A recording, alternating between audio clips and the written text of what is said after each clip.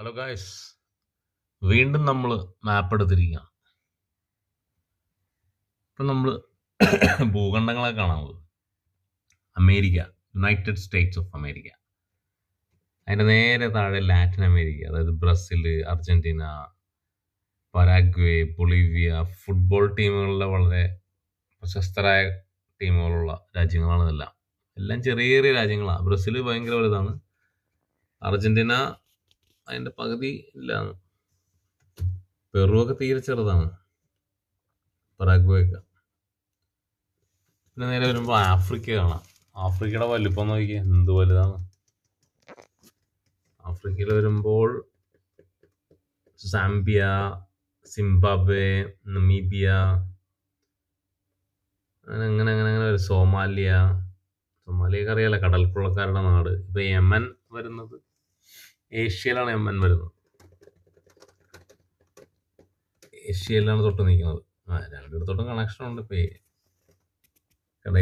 യമനിലാണ് നമ്മുടെ ആ നിമിഷപ്രിയേന വധശിക്ഷ വിധിച്ചിരിക്കുന്നത്.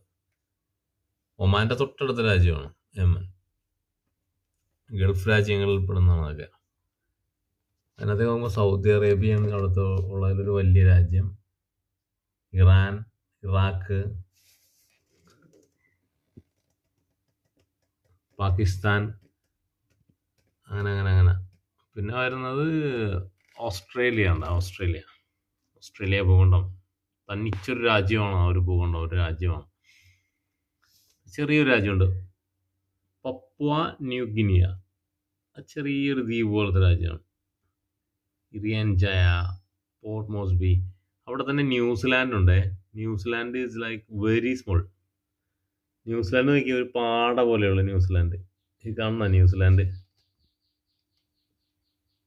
കണ്ട കടലിൽ ഇങ്ങനെ പാട പോലെ നിൽക്കുമ്പോൾ എപ്പോഴും പ്രകൃതി കാറ്റും സംഭവങ്ങളൊക്കെ കൂടുതലുള്ള സ്ഥലമായിരിക്കും. പ്രകൃതി ദുരന്തങ്ങളൊക്കെ കൂടുതലുണ്ടാകാൻ സാധ്യതയുണ്ട് അവിടെ. അങ്ങനെ ഞാൻ കേട്ടേക്കുന്നത്. എപ്പോഴും കാറ്റാണ്, അങ്ങനെ കേട്ടിട്ടുണ്ട്. എനിവേ, നമ്മൾ ആഫ്രിക്കയാണ്. ആഫ്രിക്കയിൽ സൗത്ത് ആഫ്രിക്ക എവിടെ? സൗത്ത് ആഫ്രിക്ക ആണ്ട. സൗത്ത് ആഫ്രിക്കയുടെ കാര്യം പറഞ്ഞപ്പോഴാണ് ഇന്ന് ജൂലൈ 18 സൗത്ത് ആഫ്രിക്കൻ പ്രസിഡന്റായിരുന്ന നെൽസൺ മണ്ടേലയുടെ ജന്മദിനമാണ്. വർണ്ണവിവേചനത്തിനെതിരെ പോരാടി വർഷങ്ങളോളം ജയിലിൽ കിടന്ന് 2013 മരിച്ച ആളാണ് നെൽസൺ മണ്ടേല. 7 അടി പൊക്കവും 9 അടി വീതിയുള്ള ജയിലിൽ കിടന്ന് വർഷങ്ങൾ നരകിച്ച ആളാണ്. അദ്ദേഹത്തിൻ്റെ